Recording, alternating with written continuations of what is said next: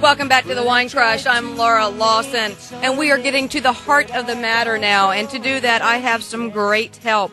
We have Mr. Chris Waters with us, and he is going to get involved in the whole idea of what's about making a case for bottle shapes. Chris, welcome to the Wine Crush. Oh, thank you very much. Oh, we're happy to have you on today. Anytime we get an editor of a magazine, it's always fun to debate different types of media. Nice. So, Chris, give us an idea. Tell our listeners how you know about wine and how you're involved in it.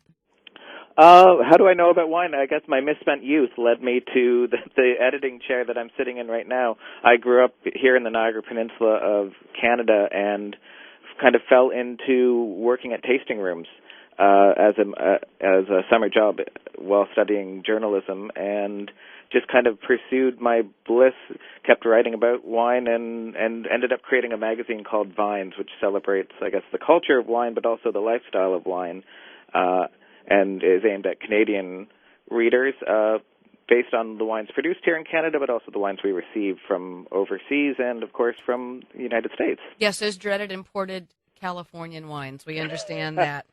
Well, it's a delight to have you on the show, and I realize I have reached out for you because you wrote a great article called Making a Case for Bottle Shapes.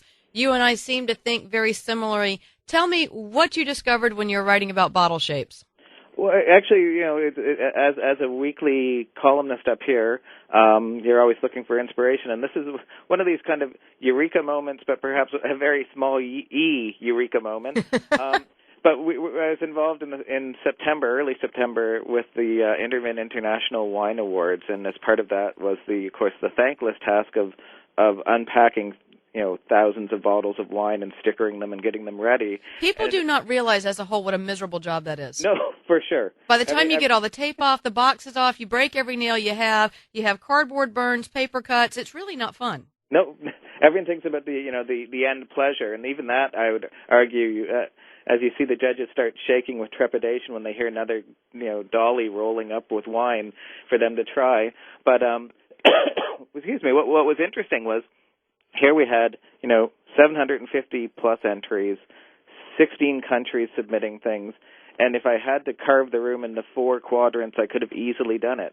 That, for all of the revolution and all of the major leaps forward in wine, we're still really dealing with 4, maybe 5 conventional bottle shapes, which I just found kind of strikingly interesting that the way that wine is presented to us, that we spent so much time worrying about cork seals and synthetics and Stelvin closures or screw cap closures, but no one's actually kind of really tried to, go postmodern with the shape, if outside of course, boxes and Tetra Paks and that sort of thing. Why do you think that is? Is it because the bottle creation is so standardized, or is it just a cost factor? Why do you think people are sticking to traditional factors in this? I think at the heart of marketing, as much as wine, I truly believe that wine is an emotional buy, and I think at the heart of it that there's something time honored about the shapes, and perhaps even just the way tactilely, especially slope shoulder, how they feel. I mean, perhaps it's just easier to go with that flow and to be able to conventionally order up bottle shapes without having to think outside the box. Well, that does make sense, and I see where wine is an emotional buy. I mean, I know it is. I'm buying my emotional stability every time I buy a bottle. Nice, yeah. But I have to concur with you. I think people, it's almost habitual. If I want a good Chardonnay, it has to be in a Burgundy bottle. Indeed. And when I see Chardonnay that's in a Bordeaux bottle or shaped like a Sauvignon Blanc bottle, I'm thinking, well, that can't be good. I bet it's acidic. Mm-hmm. And I've been in the business for 20 years, and I still have that thought process. No, I think there's definitely something to it. I mean, we're not even talking outside, so there's certain colors that are triggers. I have a friend who swears up and down that there's no such thing as a good wine bottled in a blue bottle. Forget about the shape, but if it's blue, they've spent more time on the marketing than they have on the winemaking. So, of course, I go to great lengths to find good wines. But then I have to admit, usually I'm the exception proving the rule in trying to find things to pour for him. I don't disagree. I'm with your friend. When you start looking at all the imported bottles and different things, I hate really green bottles. They really frustrate me by trying to see the wine color and what's in them. And then I invariably, with my luck, I wind up with a Vino Verde from a green bottle, and the wine's actually green, and I freak out. So, yes, I can see where bottles would definitely have that detrimental effect. What is your favorite bottle and why? I have to admit that I am something of a traditionalist in going perhaps another way. I mean, here in maybe playing to the strengths of the home team here in Niagara, in the Niagara Peninsula of Canada, great Rieslings being made here, Finger Lakes the same. But when someone deviates away from that Germanic tall flute bottle, if you want to call it the Hock bottle, that's, in the same way that you have a raised eyebrow about Chardonnay in and off, it's just like, what are you doing? Why are you messing with something? And you do start to question. It's like, well, is this your first time at the rodeo? Do you not quite understand what's going on? You hate to look at a winemaker and say, "What are you doing? Are you an idiot?" Yeah. So was this cost effective? Is this the only reason? Yeah, the only option you had. I think there is something that I think there's a subliminal marketing, I think, that goes on with bottles, and I think both from the shape.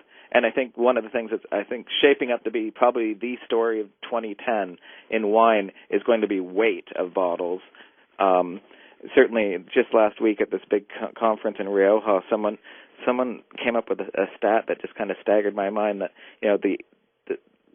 the glass production, the total wine production over of all the producers from around the world, if you were to just talk about the weight of that. Equivalent to something like 22 million jumbo jets, and you just think about the carbon footprint of this, and it's like, so really, you have a negative footprint, honestly. Well, the more and the amount of wine I'm not helping matters at all. Well, Chris, thank you for your insights and everything on the bottle. I would encourage our listeners, please look out for the magazine. Chris, what is y'all's website? It's called the magazine website is vinesmag.com. Well, all of our listeners, they need to catch up with Chris, read some of his blogs, read some of his articles, because he seems to have some sense. Well, Chris, thank you very much for being part of the Crush today, and hopefully as we migrate more and read more of your magazine, we'll get you back on the show. Sounds great. Thank you so much. All right, Chris, you take care.